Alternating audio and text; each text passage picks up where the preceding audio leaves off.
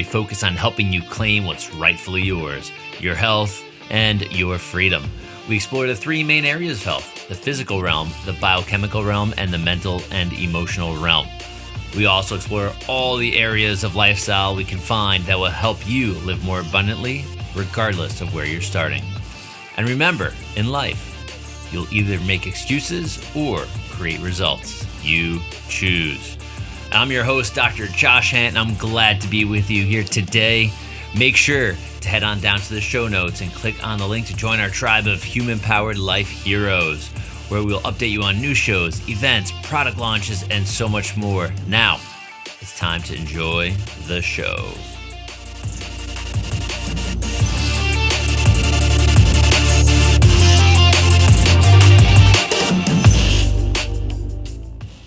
Hey everyone, Dr. Josh Handt here for the Human Powered Life podcast, and it's just me today. Today we're going to be talking about the running streak, the 150-mile ultra marathon that I have coming up in just days. So you can actually expect to hopefully hear a little bit about the breakdown about the whole event for the next episode, and then we'll jump right back into our interviews because we have some amazing guests for you. And we are still in the process of building out our site. It's taking a little longer than I wanted to. I'm not putting all of my energy into it as I potentially should, though I do have a practice of many great patients that we are taking care of, helping them unleash their human potential through chiropractic care and a healthy lifestyle. So let's talk about running streaks. Let's talk about a healthy lifestyle. Let's talk about things we do every single day that can benefit us. And when most of us think about what we do every single day, first thing is this, right? Don't we all brush our teeth? We wake up and we go to sleep. Those are all guarantees, right? Obviously, we're going to be breathing oxygen. Hopefully, otherwise we're not alive. So all these things are really, really important. So with the running streak, I'm well over 130 days in, and it's been challenging. And I can tell you this, in the beginning, it was like, wow, this is really cool. This is exciting getting that first month in, maybe that first 2 months in. But what has become really, really neat is now I don't want to miss a day. For example, it was raining and misty in New York City the other day, and I do run at lunch. I run 2 miles when I can. I don't like running in the evening as much. My sleep is better when I run during the day, so I've been training on doing that midday lunch run. And my team in the practice like, hey, it's raining. It's cold.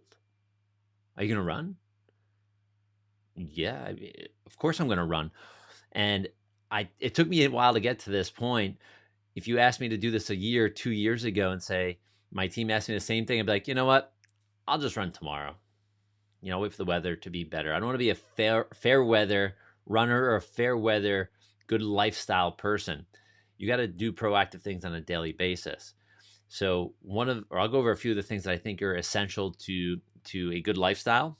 There are great books you can read on this, but I'll give you some very simple things that you can start doing tomorrow.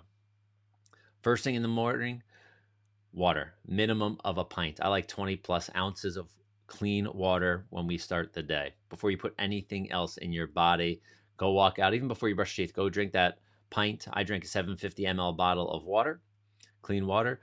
Do that to start. First and foremost. Second thing we want to do is meditate. You can do meditation in a very short way. You can do it in 5, 10, 15 minutes, or you can do a long version like a Dr. Joe Dispenza meditation. I would urge you to do things in a way that you want, because you have a better chance that you'll keep consistent with them. All right, so we got water and meditation. The third thing is journaling, putting something good into or out of your body onto paper, whether it's writing a gratitude journal, spending 2 minutes, 1 to 2 minutes doing that, right, 3 to 5 things that you're grateful for, or whether you're planning out your day, whether you're putting your thoughts on paper, just write something down. Get into the act of actually writing something down and not typing, right? Oh, I'm going to type into my phone here. Write it down. Use pen and paper or pencil and paper, whatever you prefer. The third thing I would do is read something. And whether you're reading a book on something in your profession, whether you're a student or a professional, could be a prayer book, could be anything. Read something that's proactive. I wouldn't just pick up a gossip magazine. That does not count. Do something that's going to feed you. It's going to feed your soul, okay? Whether it's something you're really interested in learning in, or if it's something that's maybe in a religious space. Do that. And then move your body, right? Move your body, whether it's doing 100 jumping jacks in the morning, whether it's going for that run in the morning or in the afternoon, make sure you're getting all of these pieces of the puzzle in. You will love it. You will love the way you feel. When you start to create these routines, they just become easy and you won't want to miss them, because what you'll do, you'll make time for them rather than make excuses while you didn't do them. And I can tell you what, I'm really working hard now to make less excuses in my life for things that I want. For instance, growing this podcast, growing my practice, my chiropractic practice, for growing a way to engage with people through the podcast. And what I mean by that is having products, services, things that can help make you or help you be better, right? I ultimately want you to have that human powered life, that life where you're unleashing your human potential, getting better and healthier every single week, every single day. And that's so important, because if we look at society as a whole, especially over the past 2+ years, anxiety, depression, death, suicide, all these things are going on, and it's sad. So I encourage you to do things that are proactive for yourself. I want it to help your psyche, to help your headspace. It'll help your health overall, and you'll become less vulnerable to bad things that are around you, whether it's bad people and bad juju, or things like gaining excess weight to your body, like having bad blood sugar levels, like creating discomfort and joint degeneration in your body by lack of movement. Hey, we're giving you a short break here where you can head down to the show notes or lifestylelocker.com and join our tribe of human-powered life heroes. You'll be the first to know about new shows, events, product launches, affiliate specials, and more. And now, back to the show.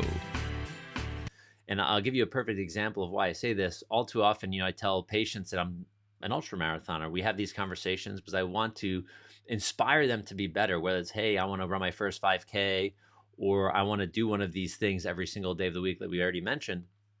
They'll say, well, wait, why are you doing that? Why do you want to run so much? Are you afraid of hurting your body or beating yourself up? And my answer is no. I would consider the alternative the bad thing. A sedentary lifestyle is so much more dangerous than an active lifestyle. Whether you're the person that's going to run 2 miles a day, 7 days a week, for a whole year, 10 years, the rest of your life, is much better than the person that sits in front of a TV or sits at their desk at work. Even a standing desk for long periods of time can be really detrimental. But a person that doesn't move for long periods of time and then goes home, eats, and then sits down again, think about it. That's pretty horrific. So your body will break down from doing nothing versus break down by doing something. And potentially, I want to let you think about this. Could you potentially be helping your body by moving more, by stressing it a little more? I'm not saying cause bones to break and muscles to tear, things like that, but doing proactive things actively, right? Moving your body in a good way, that could potentially help you from the breakdown. As a matter of fact, it will help you stop breaking down as fast as you potentially will by not moving. Just think of the way a cement truck works, right? It's constantly spinning and moving. When it stops moving, what happens when the cement stops moving? Turns to like hard concrete, hard cement. So your joints are very similar in that sense. Lack of function, lack of movement, breakdown. More function, more movement, less breakdown. I ask you to do the movement part, all right? That's, as your virtual or your digital chiropractor right now, move your body more, not less. So going forward to this 150-mile ultramarathon, I had a chance to go through a Zoom meeting that the race directors put on. It's called the Tesla Hertz 100, Hertz. I think they should change the name to the Tesla Hertz, Hurtz, Tesla Hertz 100. So going through this and seeing they have like a mock-up of the belt buckle that you'll get if and when you complete the event, whether it's the 100, the 150, I believe is like a 10K or 10 miler and a 50K, 50 miler. There's a bunch of races in there. I registered for the 150 miler. And when I saw this mock-up for the belt, it says 157.2. In my head, I'm like, holy shit. I signed up for 150. Now I'm doing 157.2. Okay. And people like, well, what's the big deal? 157.2 versus 150. It's only 7.2 miles more. What's the big deal? What's the big deal? What's the big deal? It's that 7.2 miles after you've already put in 150. So yes, it's going to be challenging. And I love these challenging events, I should say, because what it does for me, it allows me to push the envelope for myself to see really where that line of human potential is personally, but also to see what's humanly possible. And I've interviewed people that have run across the Sahara Desert, which is 2 marathons a day for over 100 days in a row. I've interviewed guys that have run 50-mile races faster than most people run a marathon. So, what's possible? Is 157 possible? You better believe it is. And I know it's going to be. I am going to complete it. That's the goal. And I'm going to say this out in public so it goes out to hundreds and thousands of people here that are listening and watching. One, I'm shooting to finish it in the, I believe he said 52 or 54 hours is a mark. So by 12 p.m. Monday, realize I started at 6 a.m. on Saturday. So my first goal is to finish, 100% finish. That's 2 marathons a day for 3 days straight. All right, that's where we're going to be. Second goal is to finish in 47 hours. Right, I want to finish before that 2-day mark. That's be a huge goal. The third goal is big, hairy, audacious, is to finish around the 36-hour mark. I know that sounds insane. To me, it sounds insane. When I put this all into perspective, I have moved, ran, walked 100 miles, which many of you have followed me through that journey, which we call the Race to 100, which I have done in 22 hours and 37 minutes. In the big scheme of things, that's a 13 and change minute mile for the course of 100 miles. So if I can keep that momentum, I have the potential to finish relatively fast. And relatively fast is, in under 2 days. So that's going to be the bullseye for me. That's like the holy cow moment. And if I don't do that, that's okay. I want to finish. That's the first priority. So, but I'm putting this out to the universe because I want all of you to know that I am going to be pushing. I'm going to be hard, and I can use all the virtual, digital support you can give me, the prayers, whatever it may be. And I urge all of you, if none of you are active and you want to do something proactive for this weekend, in that way that you can support me by moving. Go walk for 30 minutes. Go run for 30 minutes. Go walk for a couple hours. Do something proactive and put some good juju out there for yourself because you're being proactive. And I'll take some of that extra juju going my way so I can perform the best I can, because good energy is good energy, right? The quantum world is here, and I will take any of the help that you are offering. And I'm putting all my help and effort out to all of you to become better as well. So that's it. I want to say a huge thanks to all of our guests that have been on the show thus far, way back to Lifestyle Locker Radio, all the way through now with the Human Powered Life podcast. All of the guests we've interviewed have been tremendous. They have shared from their heart and their souls. Many have given opportunities for you to engage with them with a discount, whether it's a product and or service. I urge all of you to take advantage of them in a nice way. Take advantage of the offers, really, is what you should do. They are great people. They are all out with a very similar mission, whether it's having better sleep, having better nutrition, inspiring you to move more, inspiring you to move faster, wherever that is in your life, whether it's a headspace game or a body space game. I urge all of you to engage with all of the guests that we've had. So thank you to all of you that have participated in giving, and thank all of you for those of you that have participated in receiving the gifts that all of these guests have given us. Last bit of gratitude to my wonderful, wonderful, most amazing wife, Meredith Handt. Thank you so much for putting up with me, for encouraging me, for inspiring me to be better, and never holding me back, always leaving the gate open for me to go and push harder, push farther. Because if you've heard me mention on other podcasts before, we thought we were done after 26.2, my first marathon with pre-hypothermia. And I pushed forward, and she has supported me through the whole thing.